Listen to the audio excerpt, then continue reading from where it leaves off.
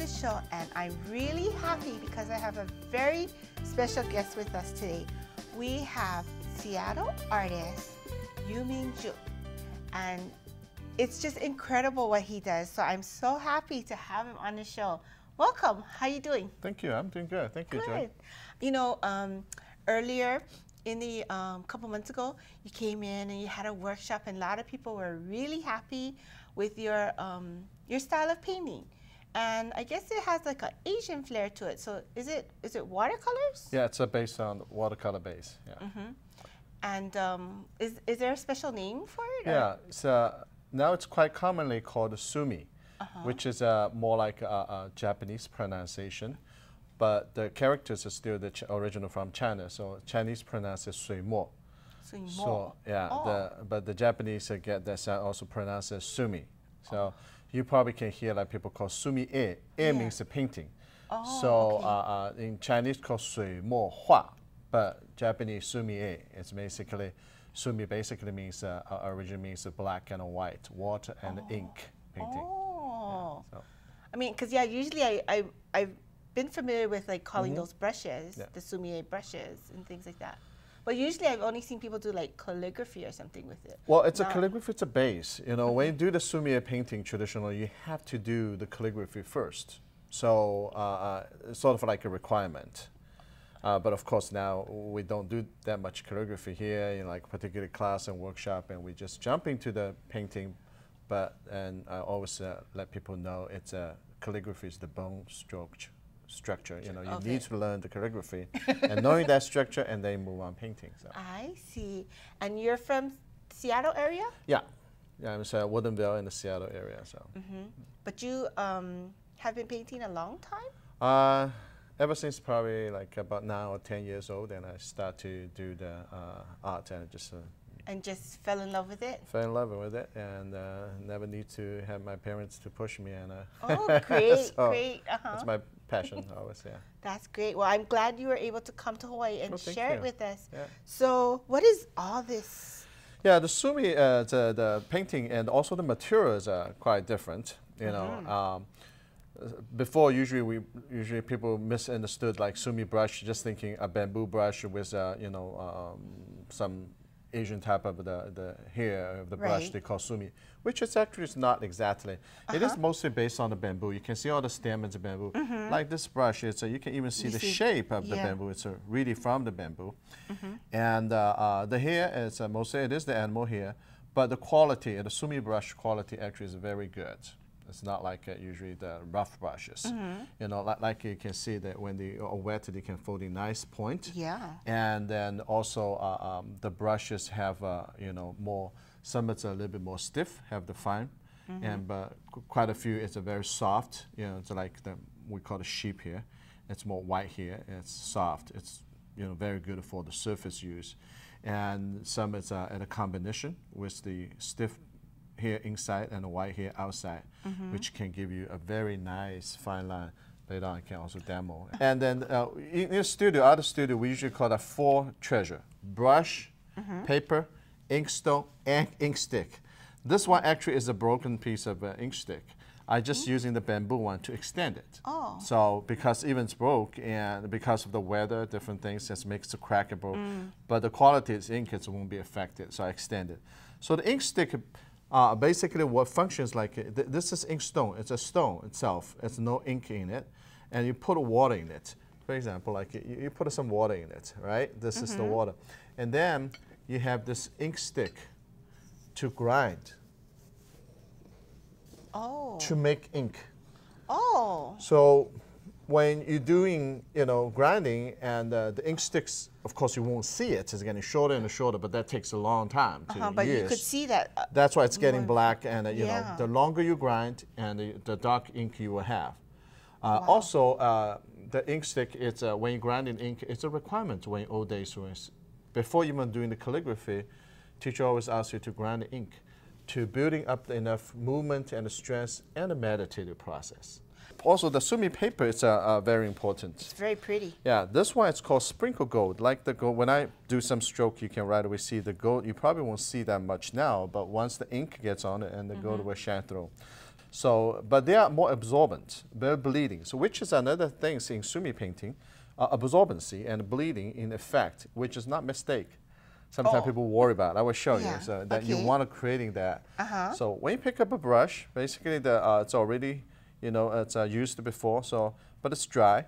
You usually dip into the water to make sure it's all get wet inside, moist enough. But how much water in the brush? It's purely experiences. You know, I cannot tell you like 40%, 60%. You have to experience working on it. That's right. And you know, sometimes this stroke is not right, and then you will get next stroke right. You know, like this. So like this paper here.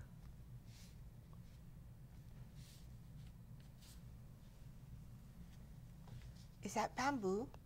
Yes. So now, like the bamboo stroke coming, right? Yeah.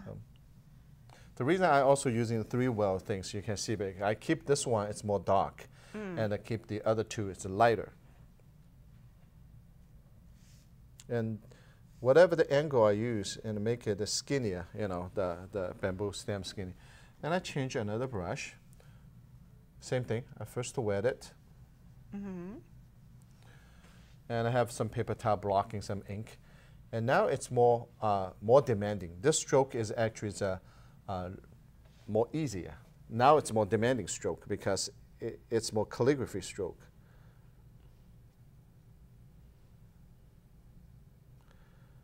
It's interesting the way you hold the brush too. Yeah, the way holding the brush is you know, different from the holding a pen. Holding a pen, usually you have these angles. Holding a brush is more vertical. So, which is the thumb and the middle fingers, you know, both in the thumb back supporting and the ring finger supporting, but the index finger and the middle finger, you know, in the front, so you can move the brush more flexible, and which is almost like somewhat like so one piece of chopsticks, also holding like that. So, and now, it's the Sumi painting is very emphasized on the fluidity and the simplicity of the beauty, and how much your energy, you know, you just, that's right, you don't fight with nature, you go together with the nature. So like this is a big one, and also you can see the glister gold and shiny, it's beautiful. right? Yeah. So like this one. And then you think about lots of balance things.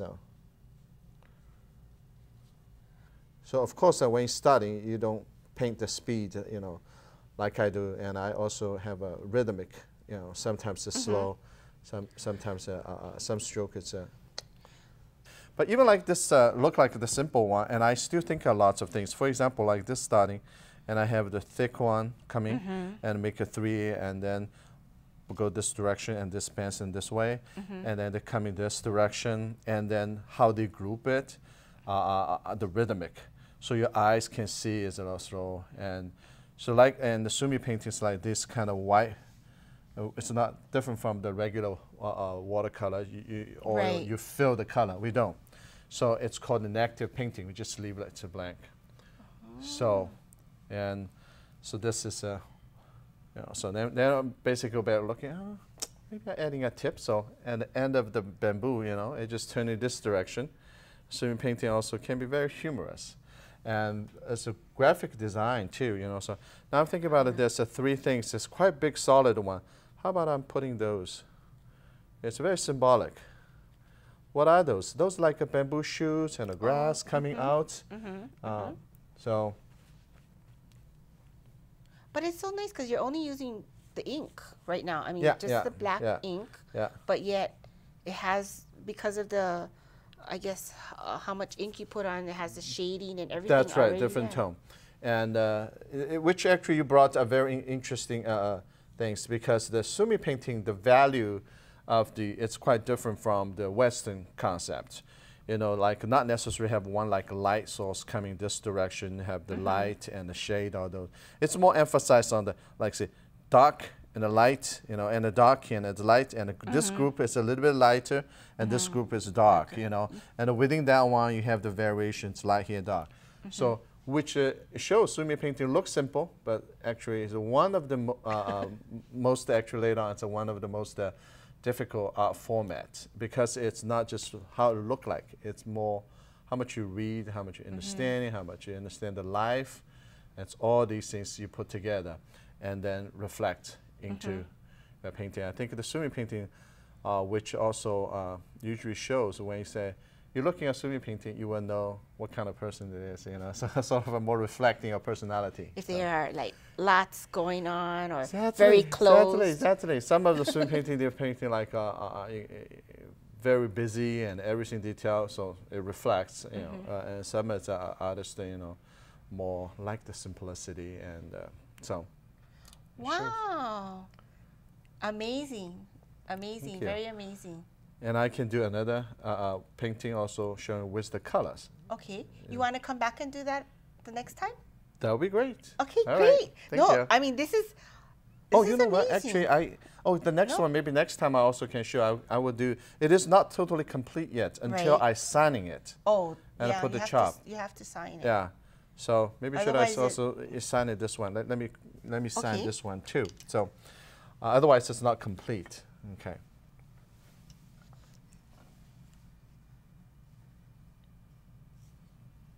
When I'm thinking and looking, I'm just adding one. So It's bothering you, huh? exactly, that's the sense. Something When you're looking is at not it, quite say, right. what's missing here? Yeah.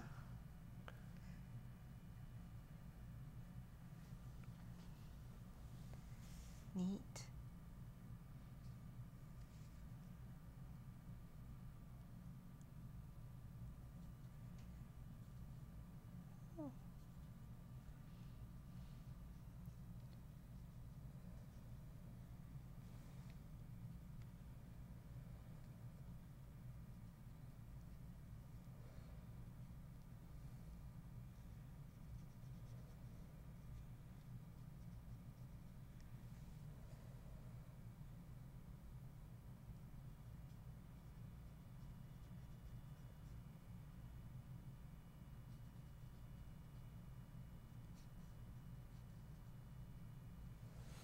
Then I have that one.